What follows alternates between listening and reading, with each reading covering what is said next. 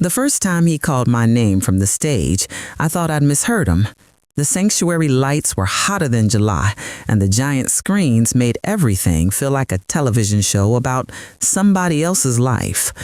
The choir swayed behind him, the praise band held a suspended cord, and Pastor Dane raised one hand toward heaven and one hand toward the front row where I sat. "Sister Bernice Holloway," he said into the wireless microphone, his voice smooth as butter and twice as oily. "Won't you come testify what the Lord has done for you this week?" My name echoed off the walls. Heads turned toward me like sunflowers tracking the sun. On the screen, there I was, my own surprised face, my scarf pinned tight, the silver hair I tried to tame with shea cream and a prayer. I could hear people clapping, waiting to hear a miracle about provision, about building, about overflow. My daughter's hand landed on my knee. "Mama, go on," Tasha whispered, smiling just enough for the camera if it swung to her side. "This is that moment." I stood up because the ushers were already in the aisle, guiding me as if they somehow knew I would go. The band shifted into something gentle. The screens flashed a logo, New River Church, building tomorrow's house today. My steps felt like coins dropping one by one into a slot machine. Lucky, lucky, jackpot. When I reached the bottom step, I saw him close, past his cologne blooming under the heat of those lights, the tiny cross pin catching a punk of glare. He held the mic out to me like a flower. "Tell it," he said, soft, almost fatherly. "Tell 'em how God put it on your heart to sow and how he multiplied your seed." My hand, old as it is, didn't shake. It ought to have. For almost a week, my stomach had been running laps. For almost a week, my tongue had been heavy with secrets I wished were not mine to carry. I did not take his microphone. The musicians kept that gentle pad going, like a hospital machine trying to keep the patient steady. The crowd waited like they do when somebody draws a card and holds it face down a little too long. "No," I said. It wasn't loud, but the word hit like a cymbal strike in the quiet between notes. I didn't say no, sir. I didn't say not yet. I just told the truth straight through the middle of the biggest room I know. His smile flickered. The choir director lifted her hands in a hold motion the congregation couldn't see. The camera zoomed a little. He tried again, softer and kinder, like a man who could coax birds out of trees. "Maybe just a little, just so we can encourage the saints." "No," I said again, and this time I took the microphone out of his hand, not to speak into it, but to put it gently on the clear acrylic podium next to him, like returning a plate I never asked for. Then I faced that room and the 1,000 faces and my own daughter and my 2 grandkids up in the youth section and said something I'd never once said in that church. This ain't a testimony, it's a boundary. There was nothing left to do after that but breathe. Somewhere in the balcony, a sound started, like the intake of one huge lung. He stepped a little closer, and his men in black suits shifted at the edges of the stage, unsure what kind of moment this was, danger or drama, correction or confession. I could see Tasha's face under the lights. Smile frozen, eyes bright with something between hope and threat. I could see my son-in-law, Malik, 2 rows behind whatever camera lens had caught him, his jaw set, his thumb still moving on his phone like he was texting inside a fire. I turned and walked right back down those steps. The ushers parted from me like tired waves that didn't want to fight a rock. I sat down next to my daughter and folded my hands. The band, God bless them, slid right into the next song. Church went on because church always does, but the air in that room had changed. It took on the shape of the word I'd said, no. A week before that, the word still tasted strange in my mouth. On Monday, I woke up to a text from Tasha that had the tone of a command wrapped in a bow. "Dinner at 7, Mama, at Harvest Table. Pastors joining. We'll talk opportunities."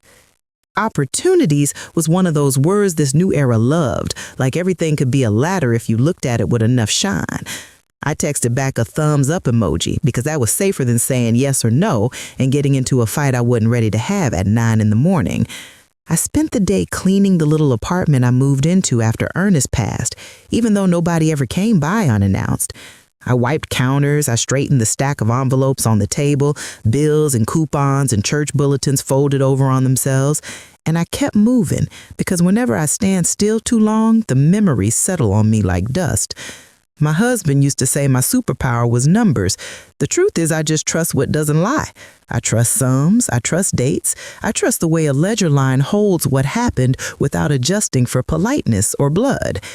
He'd sit at the table with me and we budget our lives with pencils because pencils let you change your mind while you still can. He was a pipe fitter with hands like a tool set and the patience I miss.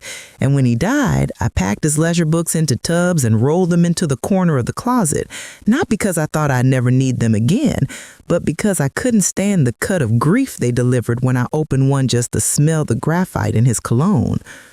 At 6:45, I drove to Harvest Table and sat in my car for 3 minutes, praying a prayer God knows I say too often. Lord, help me tell the truth without being cruel. The place was already half full. A nice restaurant built to reclaim church pews and Edison bulbs that made everyone's food look better than it tasted. Tasha waved me over to a four-top. Malik stood up and kissed my cheek like a man on television practicing how to be a good son. They look like they always do. Fresh, pressed, successful. Our city has a way of making every 30-something look like a brand. I sat down and set my purse in my lap because I always keep it there, even around family. I learned that habit from my mother, and she learned it from hers. Pastor arrived 3 minutes after we ordered drinks. His entrance had a feel to it, like the air parted and decided to cooperate. He hugged Tasha, bumped Malik's shoulder, then rested a hand on my arm like we were family. "Sister Bernice," he said, eyes warm with that Sunday kind of glow. "I've been meaning to break bread with you." I said, "You breaking it right now," and he laughed like I told a joke on myself. They ordered for the table. I let them. Sometimes you pick the small battles. Sometimes you save your energy for the larger. We ate cornbread sticks and a salad with enough bacon to cancel out the spinach. They made conversation about the service and the new youth wing and a podcast pastor had recorded with some New York preacher who flew in for a revival. It was all normal until Malik cleared his throat right before dessert like men do when they're about to turn a thing from sweet to business. "So," he said, "we've been thinking about what you told us last week about your money in that credit union CD." I said, "It's fine where it is." "Sure," he said, agreeable like a blanket, "except it's earning what, 2%? Inflation is stealing that. You know what the Bible says about multiplying talents." My daughter picked up the thread like they had practiced it. "Pastor and Brother Clay showed us something," she said, the way a person shows a friend a pair of shoes that are already sitting in the box at home. "It's kind of like a certificate of deposit, but it's built around the church's building fund, and it pays a blessed fixed return because it's helping God's work." "Blessed fixed return," I said. Pastor smiled. "A poor choice of words on our part," he said. "Disarming, charming. We just mean the building fund is solid and we can take care of our own, Bernice. We want our seniors covered. There's a special instrument we can place you in. It's got a community guarantee." "A what now?" I said. "It's not a security," Malik said, as if that made it better. "It's like a community certificate. You lock your funds for a season. We direct it to the building program. You receive a fixed blessing seasonally." I looked at my daughter because looking at him any longer would have tightened my mouth into something less than respectable. "And you're in it?" I asked. Tasha's smile said, "Absolutely." Her eyes said, "Not exactly." She glanced at Pastor, who stepped right into the gap like a good quarterback. "We're inviting pillars," he said. "You've been keeping our books in the small ways for years. You understand structure. You're faithful. This is for you. And we'd love for you to share your testimony next Sunday. I think folks would be encouraged." "Share what?" I asked. "I haven't done a thing." "You will," Malik said. "We can get you set up this week. It's easy. There's a QR code for the pilot tranche." "Tranche," I repeated, because sometimes the only way to see a snake in the grass is to make it move. He scrolled on his phone and showed me a glossy PDF with the church logo at the top, the words "Building Tomorrow's House Today," and a font that looked like it cost something. There were graphs and pictures of families holding hard hats and mocked-up renderings of a lobby with a waterfall like a mall. Nowhere on the page did I see a bank name, nowhere did I see an FDIC logo, and nowhere did I see words like note, security, or term details apart from season of 9 months, blessing return 8% annually. 8%? In this economy? It's because it's blessed, Tasha said softly. Mama, I know you want to be wise, but we could use the story too. We're trying to help pastors set a culture of generosity. People listen to you. He never did say the word guarantee. He never said bank. He only said community and building and take care of our own. And he looked at me like a man who loved souls and veterans and widows equally on Sundays. We ate our cobbler. We hugged in the parking lot. He prayed a quick, crowded prayer for traveling mercies in the cold spring air while the wind lifted my scarf up and tried to set it free. In my apartment later, I sat at the table with the PDF on my phone and my glasses sliding down my nose. I Googled words I already knew and found answers I already didn't trust. I looked up church investment product legal, and an article said something like, churches can solicit donations, but if they offer a return, they might be issuing securities that have to be registered with the state. Might. Not the comfort a woman needs when her daughter is leaning a whole house on her wallet. I slept like a person with a pebble in her shoe. Tuesday, I went to the grocery store and almost walked past the blue folding table near the exit because I'd walked past it all winter without thinking. This time, I stopped. The sign said, free tax help, Vita, volunteers here to serve. A man my age with salt and pepper hair and a laugh that sounded like it broke out of him without permission handed a client a folder and told her she'd done fine. Then he turned to me and said, you look like a woman who hates lines and loves truth. I said, I hate lines and love truth. A cousin, he said, grinning. Victor Delgado. If you here for taxes, I got some empty chairs. If you here for the candy bowl, I might have to frisk you. I looked at the bowl. Lifesavers. He was a man of his word. I need to ask you something Vita adjacent, I said, lowering my voice, though nobody in that store cared one bit what we were about to discuss. I pulled my phone out and showed him the PDF. He glanced at it and set it down on the table like it was a fly he didn't want to squash. 8%, he said, on a church building fund instrument called a certificate, but not a certificate. No bank name, QR code to a payment app. Friend, no. I said they say it's not a security. They say it's community. You know what else is community? A Ponzi, a multi-level, a barbecue. That word can lean a lot of directions. He flipped the page with his pen. Do they give you a promissory note? I don't see one there. Do they file a 1099 INT? Do they issue a 1099 at all? Do they disclose risks? Does it say no guarantee anywhere? Is there any regulator listed? Because if you're getting a return and it's not a bank product, somebody ought to be registering something.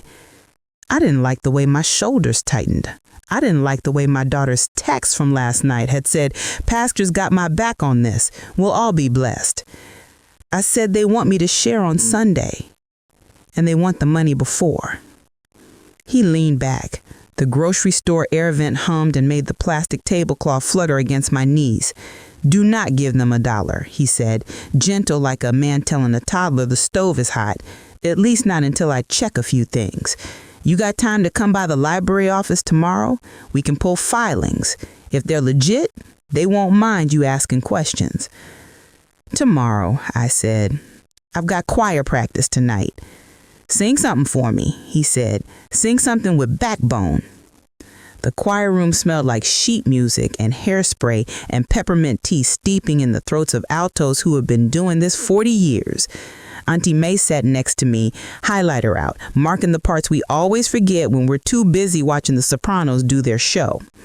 You coming to the finance workshop Saturday? She asked. They're calling it Stewards of Abundance. I'm abundant in caution, that count? She watched my mouth like women do when they hear something under the polish. She asked, you all right? Ask me next week.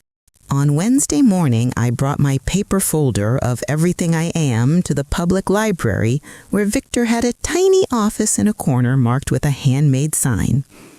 He didn't look like a regulator. He looked like a high school math teacher who remembered every student's face and every debt. He pulled up the state website and typed the church's building fund name into a search field. Nothing. He typed the name of the LLC at the bottom of the PDS, New River Development Partners, and it popped up, filed 3 years ago. He clicked on the registered agent and then the address. He whistled under his breath. "You know this address?" he asked. "No," I said. "It's a UPS store," he said, tapping the screen. "Suite 112 is a mailbox. Registered agent is a man named Cooper Reeds." I felt the name before I processed the letters. Reeds. Malik's cousin is a Reed with no S. "Close enough to make a person nervous," he said. "Let me check one more thing." He pulled up the state securities regulator page and typed, "They have no filing for an offering. If they're offering a return to multiple investors, they either need to register the offering or qualify under an exemption and file a notice. I see none of that. It could be they're calling it donations and just blessing certain givers with a gift on a schedule. That would be, how do I put this kindly, not okay." I let the plastic chair take my whole weight. A little boy threw a fit in the kids section and his mama said, "I hear you, now cut it out." The librarian stamped. Everything normal was happening in the world. My life had decided to get abnormal on a Wednesday. "What do I do?" I asked. "Ask for documents," he said. "Ask for the bank name holding the CD. Ask for the promissory note. Ask for the registration with the state. Ask if the return is guaranteed, in writing. Ask who controls the money and whether any of your family is paid through the building fund. If they answer cleanly, maybe you still don't take 8%. If they don't answer, you don't take 1%. And don't scan any QR code. You hear me? Don't scan your retirement into a box on a screen." "I hear you." "What's the worst they can do? Tell you you're not generous? God made 2 of each animal and more widows with discernment than this town is ready for." I went home and baked cornbread, because cornbread is what I do when I don't know whether to cry or fight. I waited until evening and called my daughter, because if I texted any of this, it would blow up like dry brush. "Hey, Mama," she said, breathless like she had her earbuds in and 2 screens open. "We're set for Sunday? Pastor's got the production team ready to roll your testimony. I told them we're doing this." "I got questions," I said. She was quiet for half a heartbeat before the tone changed. "What kind of questions?" I said, "The bank. What's the bank?" She laughed a little. "Mama, you so old school." I said, "The promissory note, the registration with the state, the guarantee, who the agent is, who the LLC owner is, where the funds sit before they go to a contractor, who the contractor is, and whether any of my money ever touches the hands of anybody I am related to." Silence. Then, "Did Pastor ask you to interrogate him?" she said, ice creeping in around the edge of her words. "No, a free tax man at the grocery store did." "Victor, I know him. He's always making folks scared. We don't live like that. We live by faith." "What we don't do is violate the law," I said. "No disrespect to faith. I'm a woman who prays. I'll pray over my seed. But if I give money with an expectation of fixed return from a fund run by an LLC at a mailbox, that's not sowing. That's investing. And investors have rules." "Mama," she said, and she threw every bit of daughter into those 2 syllables. "Why are you trying to embarrass me? We're helping build something beautiful. We're on the finance team. Pastor trusts us. He said you were a pillar. I told him you'd be right there with us because you always are." "Then tell him pillars need permits," I said. She hung up so gentle you could call it careful. Careful like setting down a glass you plan to throw later. I sat in my quiet and let the refrigerator home put a line under what had just happened. Malik called 20 minutes later. "Mrs. Honaway," he said, formal like he was writing a letter, "just wanted to answer your questions." He answered none of them. He said this wasn't a security and they didn't have a bank name because the funds were pooled until directed. He said the promissory note was verbal between brothers and sisters in Christ and the Lord's house, and sometimes the law has to catch up with the spirit. He said the agent was a friend of the church. He said no family member would touch the funds, then said, "We are all family, of course," as if that closed the circle in a way that comforted me. It did not. He said 8% was just a sin of marketing because that's how people understand things, and God can do more or less as he wills. He said I was making something simple into something wordly complicated. "What is the QR code linked to?" I asked. "Our giving app," he said. "And where does that go?" "To our processor," he said. "And where is that money between swipe and brick?" "On its way to glory," he said, joking when he shouldn't have. After we hung up, I found the bulletin from 2 Sundays back and the blurb about stewards of abundance, the finance workshop Tasha had asked about. The speaker listed there was Brother Clay, the church's finance director, who looked on stage like a man who'd swallowed a spreadsheet. I circled his name in pencil, the way Ernest taught me to circle things I needed to return to, and I wrote the word ask next to it. I slept like a woman who knows the floor plan of her own house and still stubs her toe. Thursday, I went down to the church office because sometimes you ask the question right in the lobby where the fake ficus is and see how the receptionist's eyes move. Sister Alana at the desk smiled like she did not have a single worry in this life. "Brother Clay is out with the contractors," she said, tapping a pen against a stack of pledge cards that looked a whole lot like commitment slips. "But I can help. You want to get your account set up?" "I want to see the paperwork," I said. "All of it." "Of course," she said, typing into a system that looked a lot like a customer management tool. "Let me print the participation agreement." The document made it to the second page before it turned into a funnel that emptied into nowhere.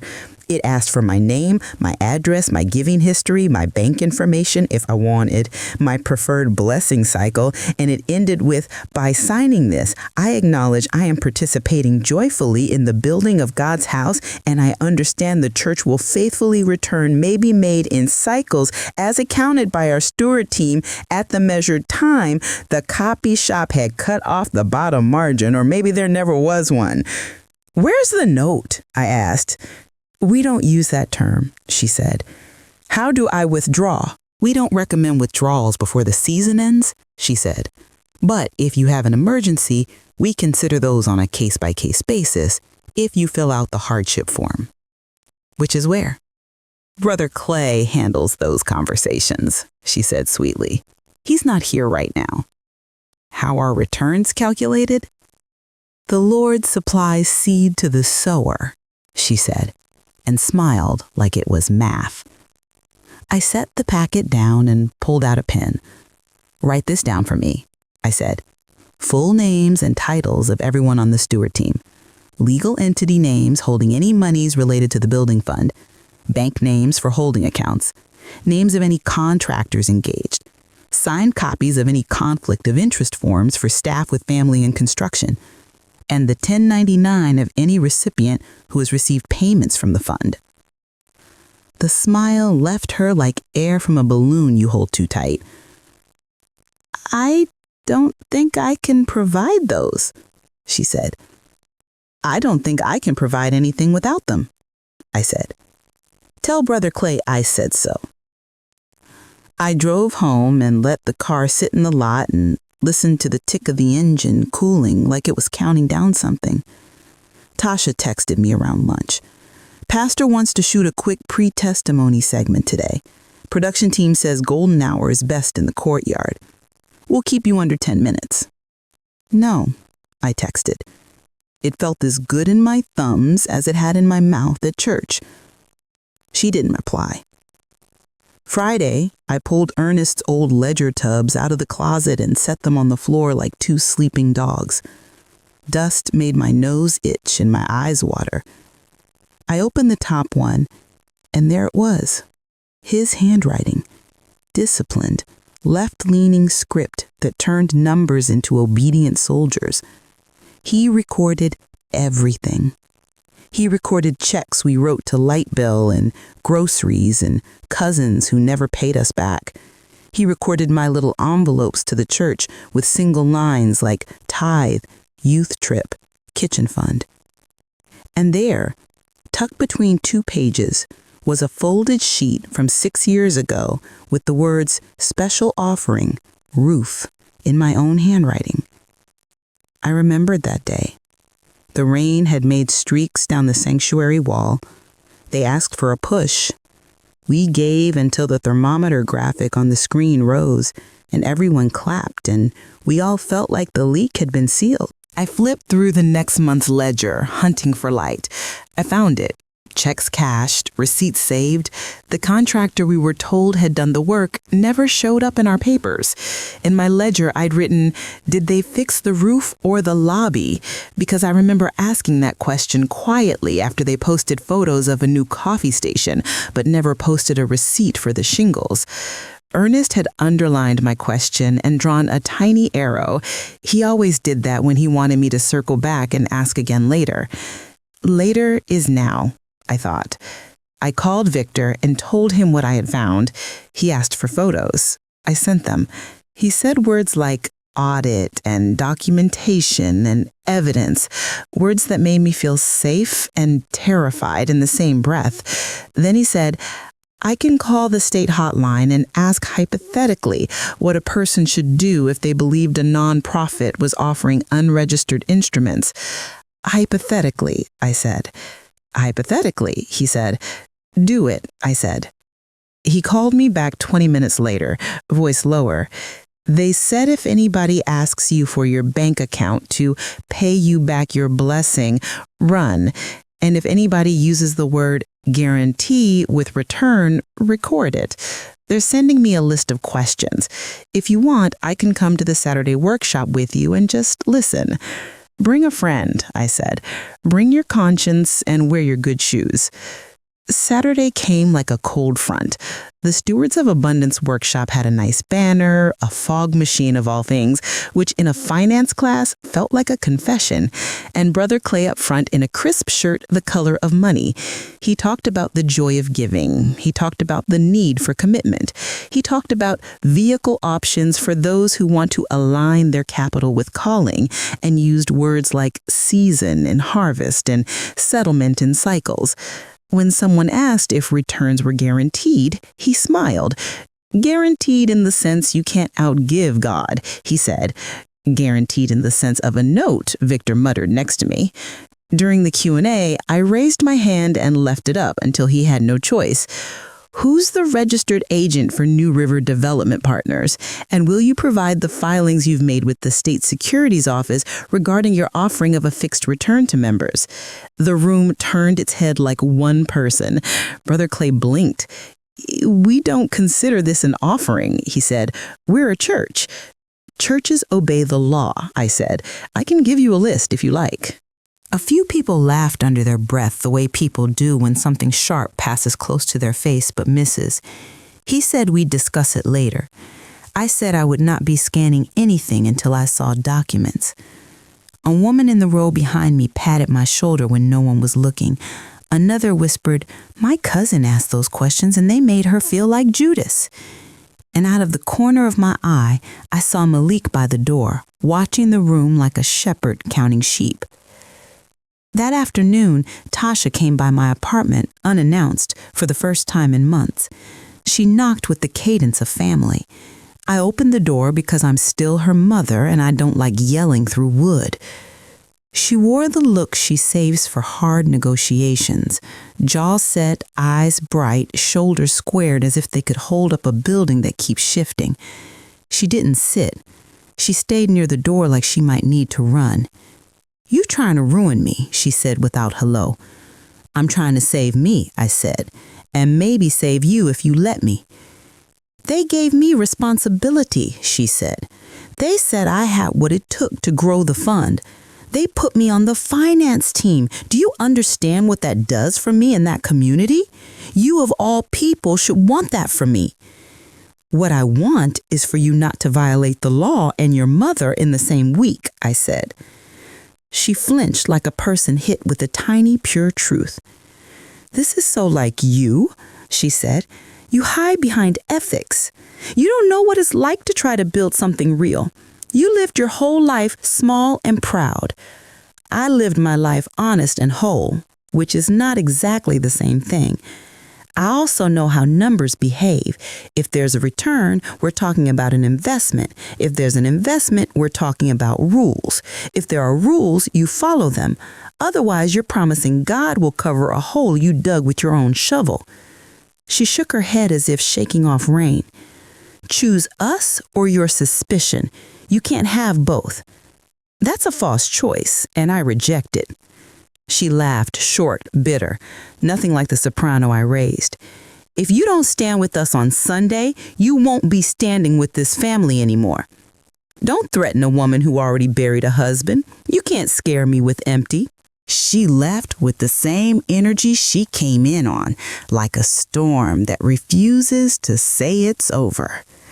I sat down at the table and put my head in my hands and cried for exactly 11 minutes.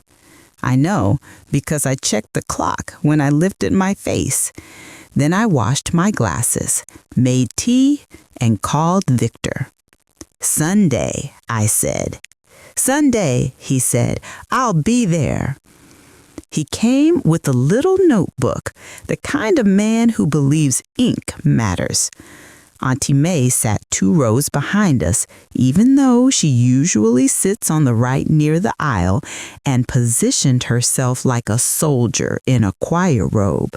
As the service rose and fell, I felt the moment tilt toward that point I already told you about, the point where a man calls my name and 1,000 eyes expect a sacrifice. When I said no, I didn't feel brave or holy. I felt like a ledger line drawn in pencil so hard the graphite bit the paper. After the song, after the sermon, after the offering, Pastor regained his stride. He was too good not to. He preached unity. He preached faith. He preached, God help us, order, and how we ought never to cause confusion in the house. He did not look at me when he said that, but his words landed right near my shoes. He did not mention building fund certificates by name. He did not mention 8%. He did not mention Sister Bernice at all. We filed out into sunlight. The courtyard was busy with kids and coffee and the soft smell of posters about the future. Malik slipped up beside me as if he might have the nerve to guide my elbow. You embarrassed pastor, he said softly. I invited that to happen. People trust you. Do you want to split this church? If a question split your church, it wasn't a church. It was a secret. Careful, defamation cuts both ways. You expecting lawyers? I asked. You expecting regulators? He said. Yes, I said. Then let's both have a blessed week, he said, smiling so the camera nearby could use the footage. I walked across the lot to my car. Victor met me at the bumper. You good? He asked. I took a breath, I said. I'm going to take another. You ready to file the complaint? He asked. You have enough to justify asking them to look. I'm ready, I said. I want to do it with less feud and more math. He nodded like a man who has spent his whole life learning how to pull punch cards out of a messy machine. I'll make the call, he said. You do one more thing. Ask your choir friend who knows everybody if she's heard of folks getting paid back. Late. That afternoon, I sat on my porch with the newspaper and my pen like 40 years ago before the internet made every answer a guessing game. Auntie May came over with a plate of deviled eggs and sat on the steps because she knows I keep my worries and my joy close to the front door. Folks are whispering, she said. They've been whispering, I said. They're whispering with names now, she said. Sister Thelma's nephew put 10 in. They promised him a blessing in March. It came in June. She called the office and they told her the system had a glitch. Brother Earl put 5 in and got 2 back in a text that said the rest would roll by the end of the quarter and God would honor his patience. And you didn't hear this from me, but somebody said one of the staff got a settlement early because his wife posted a Facebook thing that made them nervous. No matter where I heard it, I said, or from whom. What matters is whether it happened. Them kids up there in the tech booth, she said, they know who refunds what. Kids talk. What else, I asked. One of the deacons pulled a copy of a check made out to a company called Arc Impact, she said. Arc got paid from the building fund to advise on donor relations. You know who the CEO of Arc is? Who? She let the silence stretch so the name would land right. Pastor's nephew. I felt that pebble in my shoe again. I pulled the story off my porch and into my living room and laid it on the table between a salt shaker and Ernest's favorite cup. I'm going to ask for that check copy, I said, and I'm going to ask for ARC's filings, and I'm going to ask how much advice costs in this town. Monday morning, the phone started with a number I didn't recognize. I let it go to voicemail because at 70, I've earned the right to screen. It was Brother Clay in his nice radio voice saying, "Sister Bernice, we'd love to clear up any misunderstandings. Come by the office when you can. We can show you everything." I called Victor and told him. He said, "Bring a witness and take a photo of the lobby. People put awards on walls they don't deserve. It's a universal law." I called Auntie May. She said, "I'm retired and my grandkids already ate all the grapes. I'm free." We drove over together and walked into an office that looked like somebody ordered nice church office from a catalog. Bibles stacked just right, plaques, awards, framed photos of the pastor with men whose names move money. Brother Clay met us in the conference room with a stack of papers and a pen that felt heavy with intent. He said, "We never meant to confuse anybody. We call it a certificate in-house, but it's really just a way for people to pledge and then experience God's faithfulness. We're careful." "Then show me the bank," I said. He showed me a balance summary on a screen with the bank name blacked out. "Security," he said. "We don't want that floating around." Security would be showing me the bank and the account. The opposite of that is a mystery. He showed me an agreement that looked like the one Sister Alana printed, this time not cut off. The bottom paragraph said, in smaller font, "Returns are voluntary gifts from the church as available and do not constitute guaranteed interest, security, or loan repayment." I circled the phrase, "Returns are voluntary gifts," with my pen. "So you're calling returns gifts, and the original funds are also gifts. So we're gifting you money, and you're sometimes gifting us money back when the budget allows. That's not a return. That's a weather pattern." "Our donors understand how we speak," he said. "I am a donor," I said, "and I don't." Auntie May cleared her throat like a bird. "Baby," she said to him, "my friend here can do math. Show her receipts to the contractor for the atrium." He smiled as if we'd asked him to display a family photo that might embarrass somebody. "The atrium invoices are with the contractor," he said. "We can request a packet." "Who is the contractor?" I asked. He said a name I recognized from construction banners around town. He did not say ARC. "And ARC?" I asked, like I was offering him a lifeline. "Advisory payments?" "Ministry partners," he said quick. "Who runs ARC?" "An outside consultant." "Name?" He shook his head. "I don't think this is helpful." "I think we've arrived at the part where you should stop talking if you can't tell the truth," I said, standing. "If you want to keep people safe, you'll stop immediately offering 8% under any name. If you want to keep yourself safe, you'll stop routing returns through an app." He followed us out to the lobby, anxious, like a man who sees a pot boiling and cannot find the lid. "Can we pray?" he asked. "Prayer is free. So is compliance." Back in my car, I called the state regulator hotline from the card Victor had given me. I told the woman my name. I told her I wasn't making an accusation. I was making a request for help. She asked polite, simple questions that felt like a handrail on the stairs. I answered each. She said someone would be in touch, that sometimes education resolves things and sometimes it takes more, that churches are not above the law, even when their hearts are in the right place, which I did not assume here.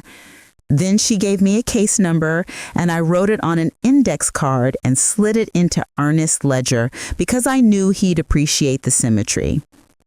By Tuesday, the whisper had turned into something between a rumor and a chorus. People called me the way they call a person who is suddenly the place on the map where the road turns.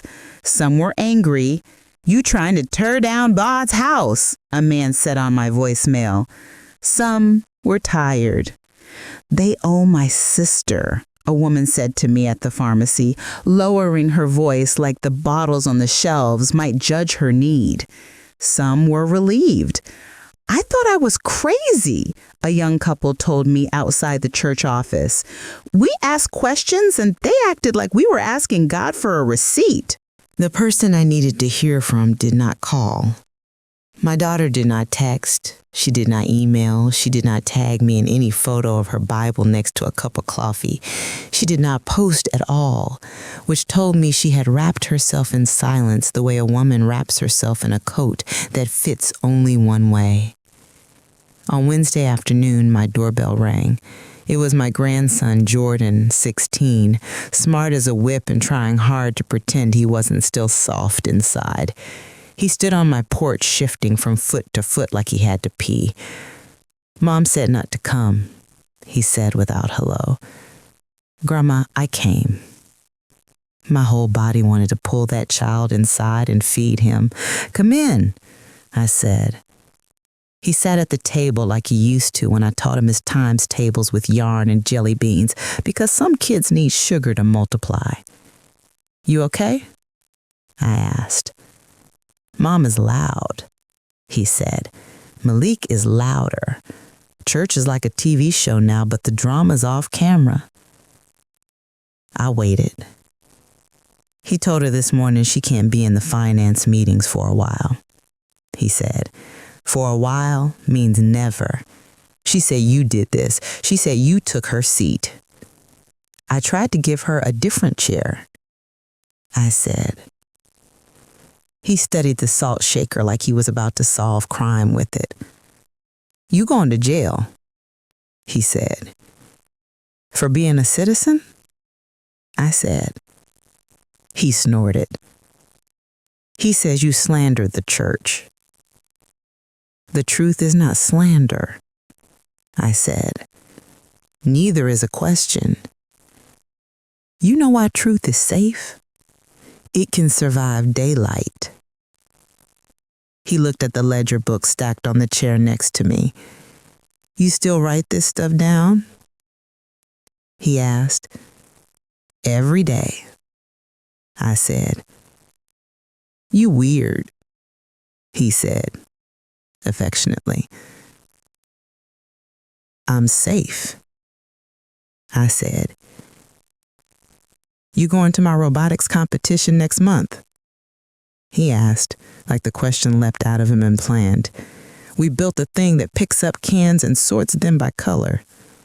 "Baby, I will clear my calendar. I'll bring you 4 pens." "What if Mom bans you?" he asked. "You still got a phone," I said. "You can text me your location. I'll sit in the back if I have to. I'll still clap loud." He stood and looked around my small kitchen like he was cataloging a museum. Then he hugged me fast and hard and left the way 16-year-old boys leave, like something is chasing them and they like it. When the door closed, I sat and let the quiet return to its resting place. Thursday morning, the call came from a number that made my heart slam on the table. It was the church. Not Brother Clay, not Alana, not Pastor. "This is Dane," he said, dropping the title the way men do when they want to remind you they're more than the job. "Can we talk, Bernice?" "Talk," I said. "I wish you had come to me first. I went to your office. I asked for paperwork. Your people handed me a brochure meant for feelings. We're not building a bank. We're building a kingdom." I let silence do what it does best, make a person fill it with their own admission.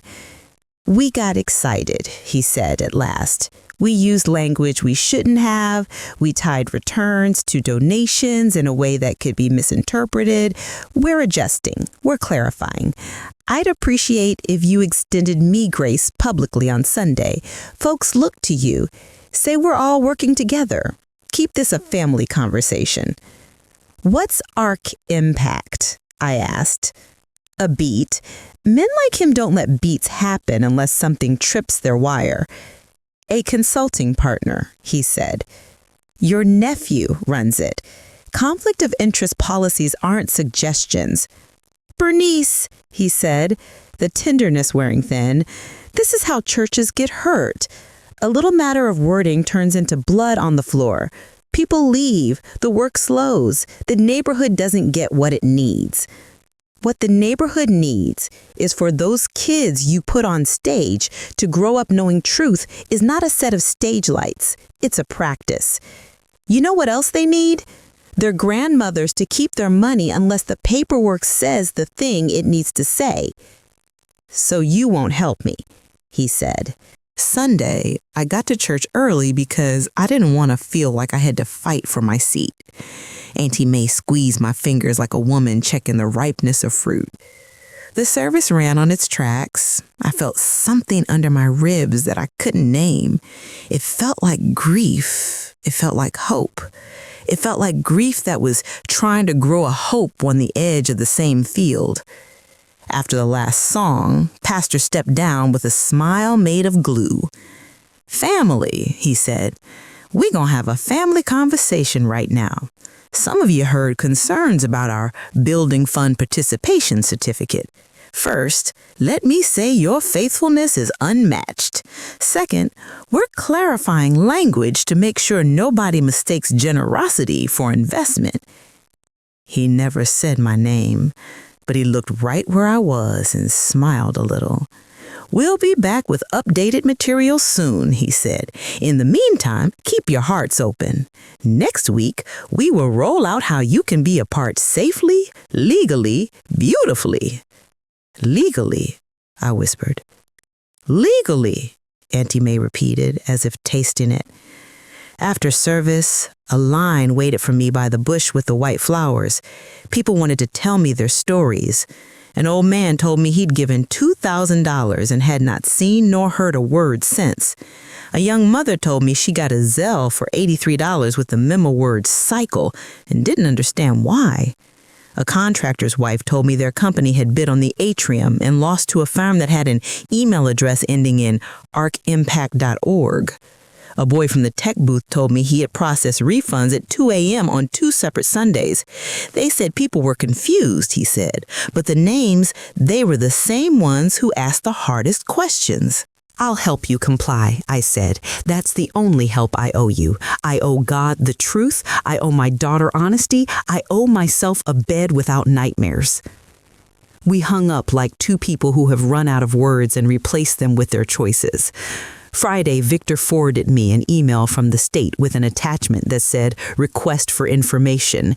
It asked the church to provide documents supporting the building fund's community certificate, including how returns were calculated and advertised, names of LLC officers, and a list of related parties. It asked kindly. It asked firmly. It gave them 2 weeks. It copied the church's council. Victor texted me. Education phase activated. Saturday morning, I went to the farmer's market and bought tomatoes that taste like themselves. I stopped at the thrift store because that's where Ernest and I would go on Saturdays and call it a date. I found a frame for $5 and a quilt that somebody's grandmother made with hands like mine, stitches neat even though time had tried to pull them wild. On my way out, I saw a flyer tacked to the corkboard for a neighborhood town hall on nonprofits and transparency at the community center. I took a photo. The world has a way of putting the tools you need near your feet if you look down instead of staring at the ceiling praying for a delivery. By afternoon, I was worn flat. I went home and fried chicken because fried chicken is what I do when I need to taste the world settle down. I was halfway through my second piece when my front door opened without a knock. Tasha stood in the entry, eyes rimmed red, but not from crying, from anger. She held a folder in her hand and my daughter's fear under her tongue. "You filed a complaint," she said. "I asked for help," I said. "You put them on a list," she said.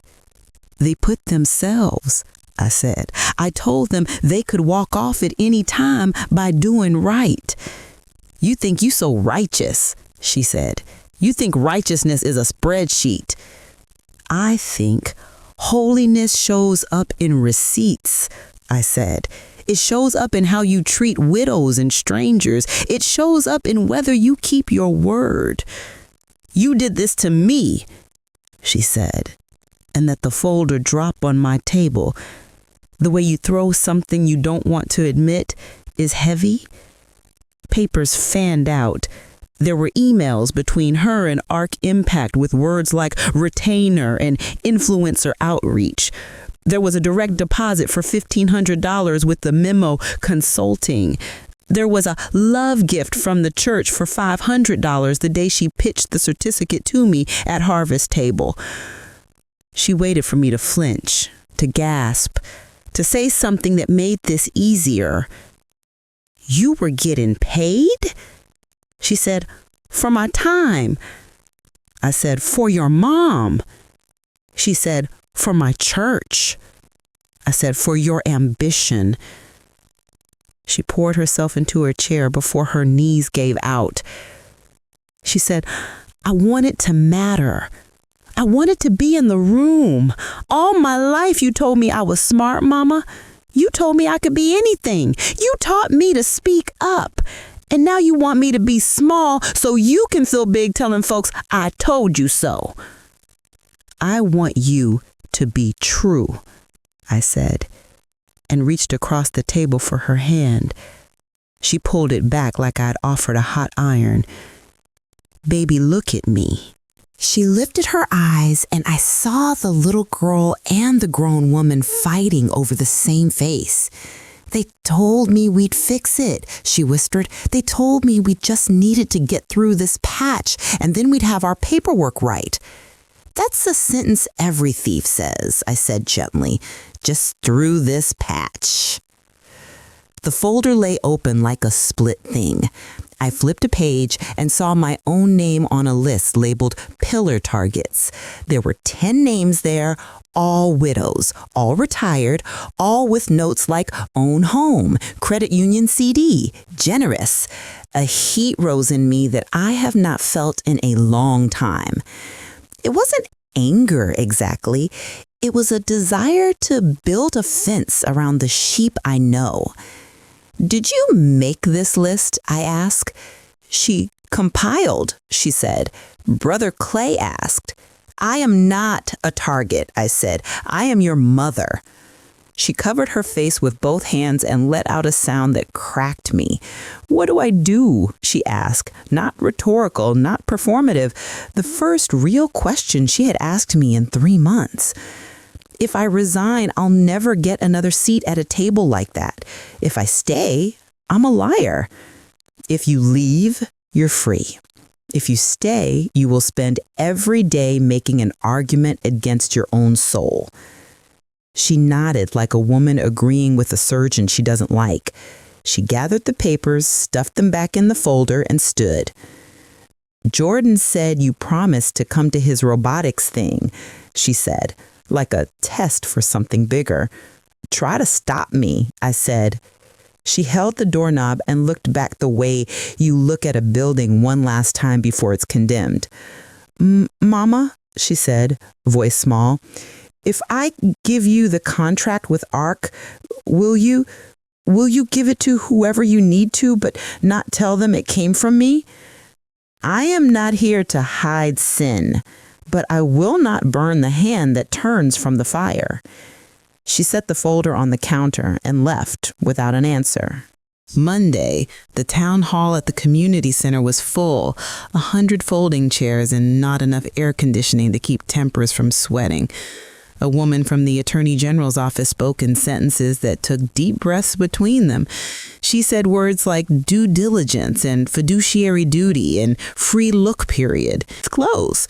She said, "If you feel funny in your spirit, trust it and ask."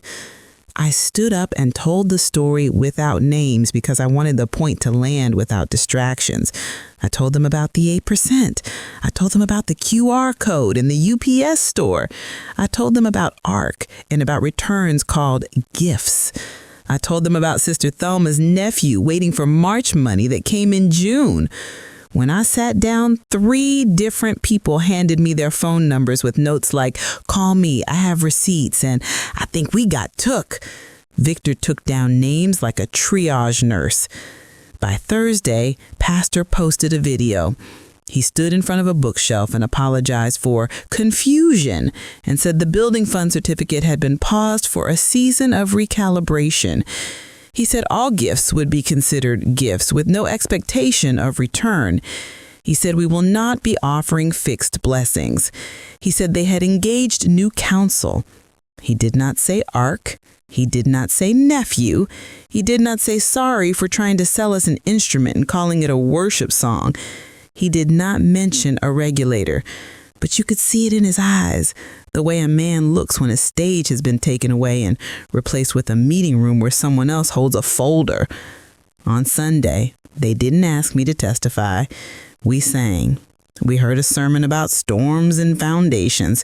We heard a word about unity again. We took the Lord's Supper, and I thought about how different that small bread is from the big bread some people want. Unity means nothing if it costs truth. It means everything when it grows out of honesty. People hugged me with a sincerity that hurt, as if I'd done something heroic. I hadn't. I just refused to lie along with everyone else. Sometimes that's enough to move a wall. 2 weeks later, ARC Impact's website disappeared. The domain returned a bare under construction like a joke. Brother Clay took a leave of absence to be with family. The elders posted a policy document about related party transactions that read like a first draft of regret.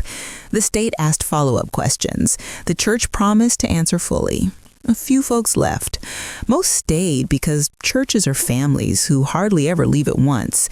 They just cluster around different tables for a while. In my house, not much changed and everything did.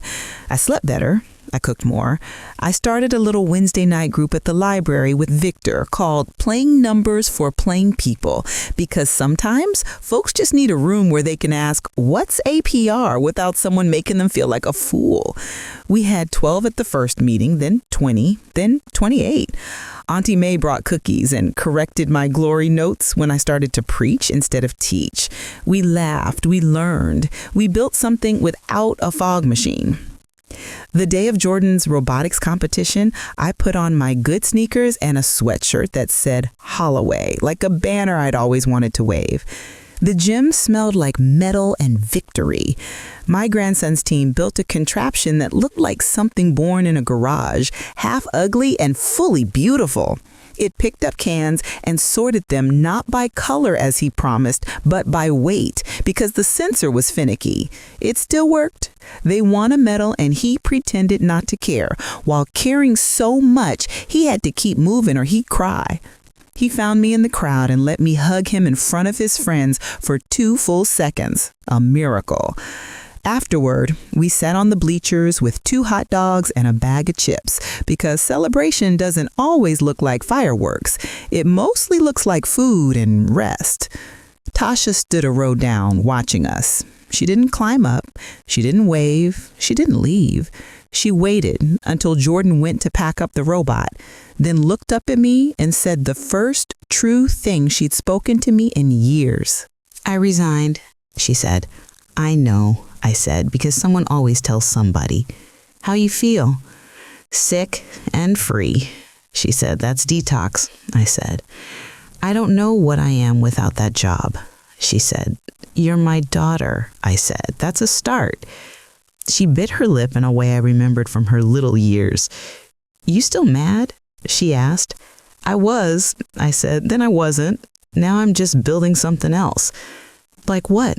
She said. Trust, I said, and cornbread, and a class on Thursdays. She nodded like a person trying to learn a language she used to be fluent in. You coming to Christmas program? She asked suddenly like a child. If they do Mary Did You Know, I'm walking out, I said. She laughed, unguarded, and for a second I saw the girl in the back seat singing all the harmonies wrong on purpose to make me smile. Okay, she said. We'll tell Lila to cut it. We stood in a quiet that didn't feel like a fight. Tasha glanced at the double doors. Malik's not coming, she said, reading my eyes. I don't know if we are anymore. I'm sorry, I said, and I meant it, not because I liked him, because grieving the person you thought you were building a life with hurts, even when the person was wrong for you. She told me I betrayed God, she said. You betrayed a man. I said, God might be grateful.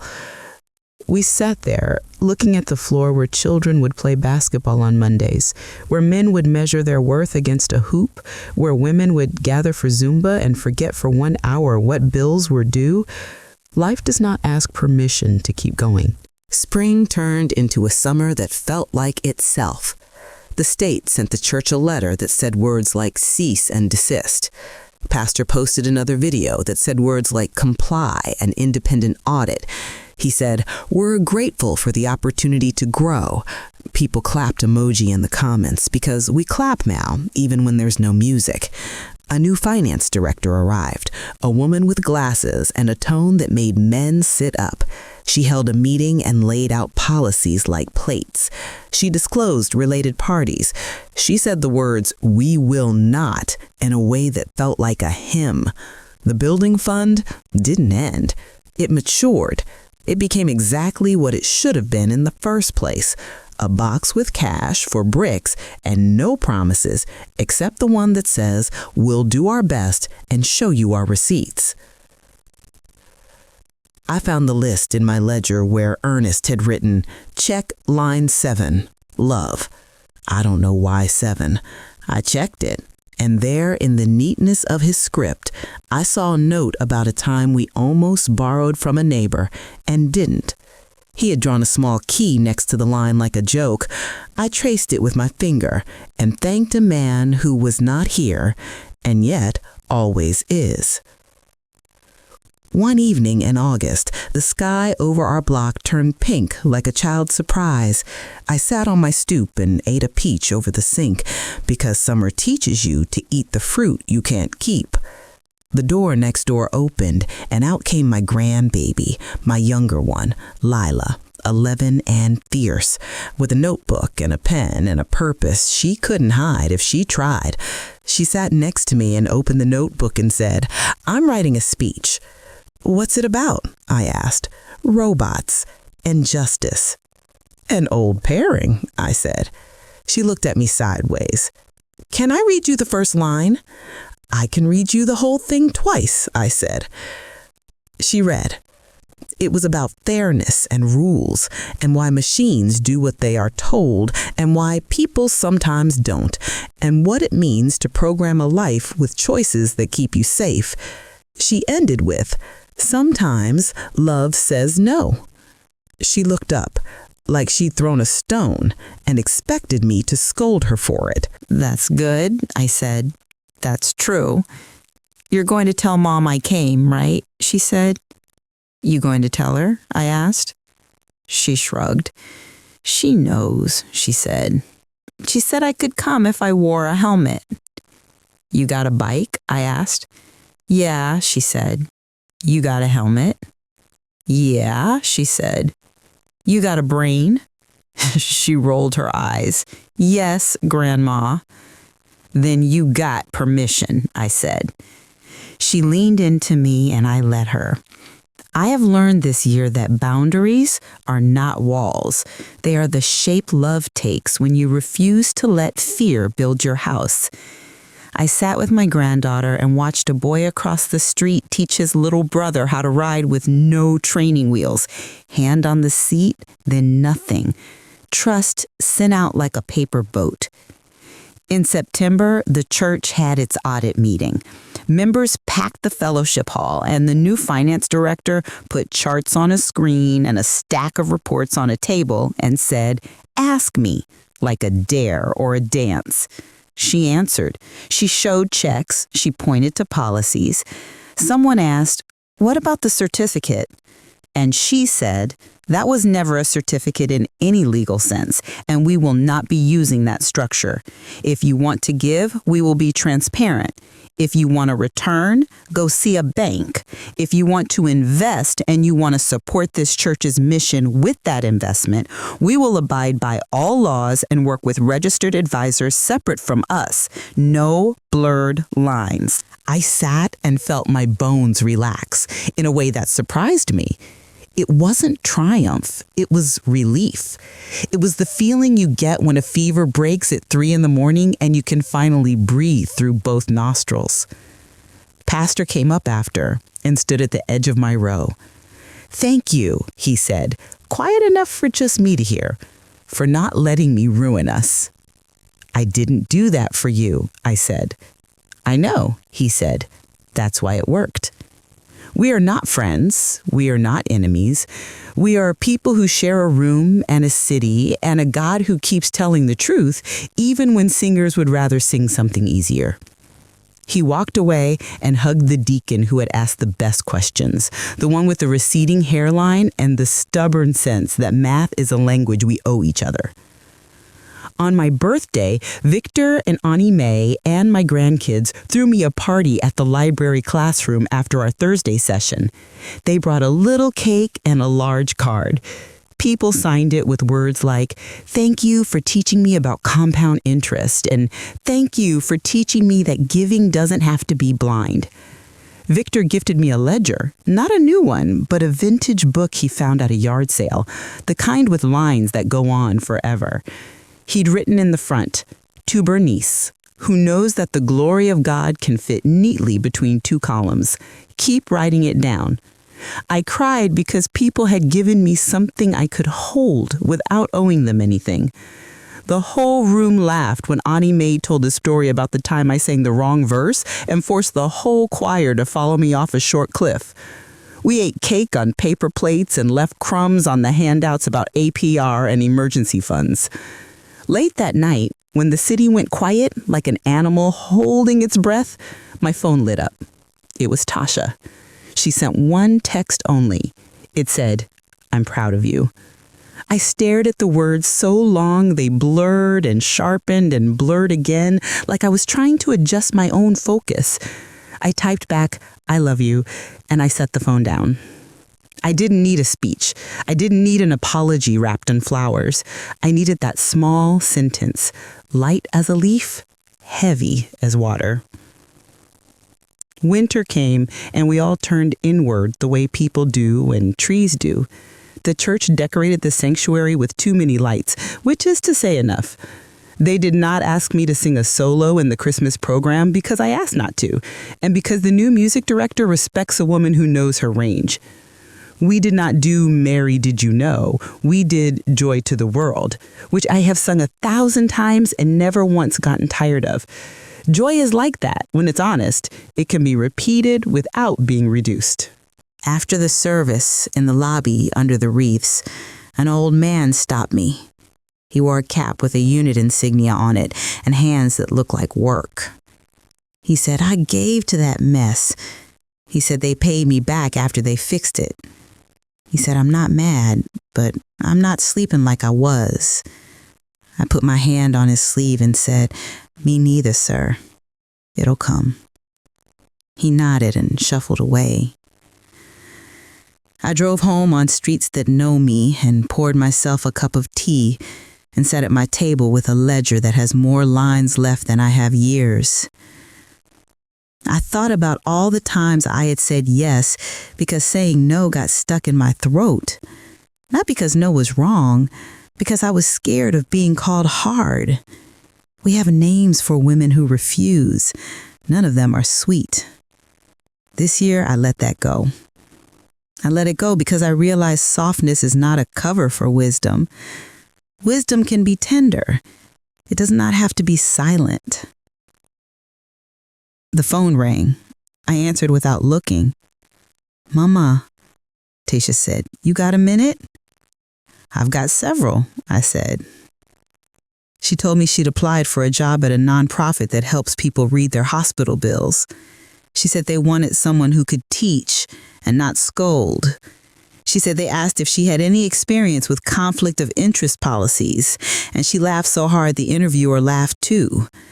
She said they offered her the job if her references checked. "Can I put you?" she asked, voice small again and brave at the same time. "You can put me." I said, "Make sure they call me on a day I've had breakfast." She laughed. "Mama," she said, softer now, so soft the past and the present could hold hands without startling. "Thank you." "For what?" I asked. "For not letting me be small." "Baby, I ain't ever asked you to be small. I only ask you not to be crooked." The spring, after all that, when the dogwoods blinked pink like gossip, the church finally broke ground on the new wing. It was modest. It did not have a waterfall. It did not have glass stairs. It had more classrooms for kids and a pantry with shelves that rolled and a ramp that complied with code. The ceremony was simple. No fog, no cameras beyond our phone screens. The elders prayed short prayers because God is not deaf. Pastor spoke briefly and said, "We repented with policy. We learned with receipts. We give thanks with shovels." Then he handed the first shovel to a contractor with calluses and the second to a woman with a walker who wanted the new ramp before anything else. When it was my turn, they didn't make me speak. They didn't make me smile. They just handed me a shovel, and I put it into the earth and turned a single clod that broke like bread. Dirt under my nails felt like truth. I stepped back and wiped my hands on my jeans, and Auntie May leaned over and whispered, "You gonna frame that dirt?" "I'm gonna wash it off the way you wash dishes after company leaves," I said. We laughed like women who knew how to end the thing without pretending it didn't happen. On a hot Saturday that summer, I drove out to the cemetery with a peach and a book and sat with Ernest. I told him what I'd done with his ledger, how I'd written a case number in the front, as if that was the chapter we never planned for. I told him about our grandkids and their robots and their speeches and how one day they pay for college without any help from schemes that say God needs a manager. I told him about the class at the library and how Victor has started bringing guest speakers who could make compound interest sound like a testimony. I told him about our daughter and how she was learning a new way to be in the world that didn't depend on shine. I told him I missed him so much it makes my teeth hurt sometimes. I told him I was okay anyway. On the way home, I stopped at the church because they were doing a pantry pop-up and they needed someone who could count and smile at the same time. I made a little desk at the end of the produce table and I handed out apples and asked folks if they knew about the class on Thursdays. Some did, some didn't. Some said, "You that lady."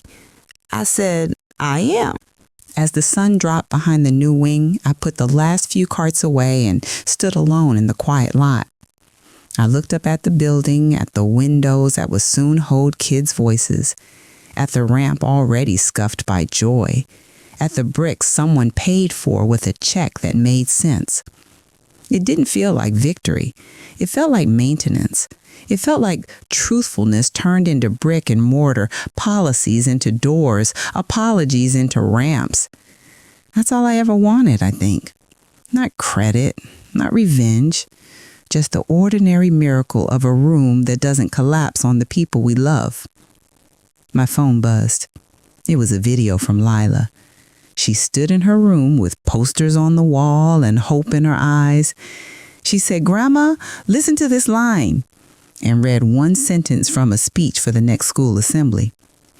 "Sometimes the bravest thing you can do is ask for the paperwork." She grinned that grin that knocks me down, and she added, "And sometimes the bravest thing you can do is tell the man with the microphone, no." I wrote back a heart, then another, then a third, because 3 is the number I've come to trust. Then I put my phone in my pocket, went inside, and turned off the lights room by room, humming a tune with no words, steady and plain, the way a ledger hums when the debits and credits finally match. Months later, the regulators closed their case with a letter that read like a sermon preached to a select congregation. It said words like, "resolved by corrective action," and "no further enforcement at this time," and "commitment to ongoing compliance." I copied the letter and slid it into my ledger for Ernest because he would have liked the ending. Not jail, not scandal, not a television camera catching a man in handcuffs. Just a policy that said, "We won't call investments blessings anymore. And we will tell the truth in writing, and when we don't, somebody's grandmother will call and ask us to fix it." When I think about that first Sunday and the way the microphone felt in my hand, I remember the weight of it, not because it was heavy, because every yes I'd ever said without thinking had gotten heavier than I knew. Putting that mic down was the first time I set down the idea that love meant never making anybody mad. Love, I have learned, can hold anger. It can hold truth. It can hold the weight of a daughter's disappointment and the weight of a church's divisiveness and the weight of my own shaking. It's strong like that when you make it out of the right materials. The afternoon I finally threw away the last glossy brochure, I made cornbread. I poured honey on the slice because I felt like sweetness on my tongue. I put the pan on the counter to cool and opened the window. Outside, the block breathed. A dog barked 2 houses over. A kid called to his friend. Somebody revved a car with a muffler that had seen better days. The world was exactly as it is, ordinary, honest, alive. I sat down with my plate and my ledger and wrote 6 words and underlined each one. I do not need permission to live. I did not write it for my daughter or my church or the regulators or even for Ernest. I wrote it for me because the life I am making now will need to be remembered tomorrow when someone else, somewhere, holds a mic and waits for me to perform. I will not if the performance props up a lie. I will hum my plain tune and say plain words and keep my money where my math says it belongs. And when love calls, real love, the kind that has receipts and does not need a fog machine, I will open my door and set another place at my small table. One more thing, because a woman who keeps ledgers always leaves a little space for notes. The only reason this story has a good ending is that I am not the only character in it. Victor with his volunteer badge and his jokes. Auntie May with her altos and her cookies. A man at a state office who answers the phone like he's not tired. A pastor with enough sense to read a letter and take his medicine. A daughter who picked up the folder and brought it to my table. A grandson with a robot. A granddaughter with a pen, a husband I can't see telling me to check line 7. If you came looking for revenge, I'm sorry to disappoint you. There isn't any in this house. Just an old woman writing down the truth, singing on key as best she can, putting one foot in front of the other toward a life that doesn't require anyone else's permission slip. If you came looking for a trick to avoid ever being fooled, I don't have one. I only have this. Ask for the paperwork. Don't scan your life into a box because somebody smiled from a stage. Keep your ledger, even if it's just a notebook from the dollar store. Write dates, write amounts, write names. Truth likes to sit in the open air and lies like to hide in fog. Open a window. And if a man with a microphone calls your name and asks you to testify to something that isn't true yet, it's all right to smile and say the word that took me 68 years to learn how to say without apology. No.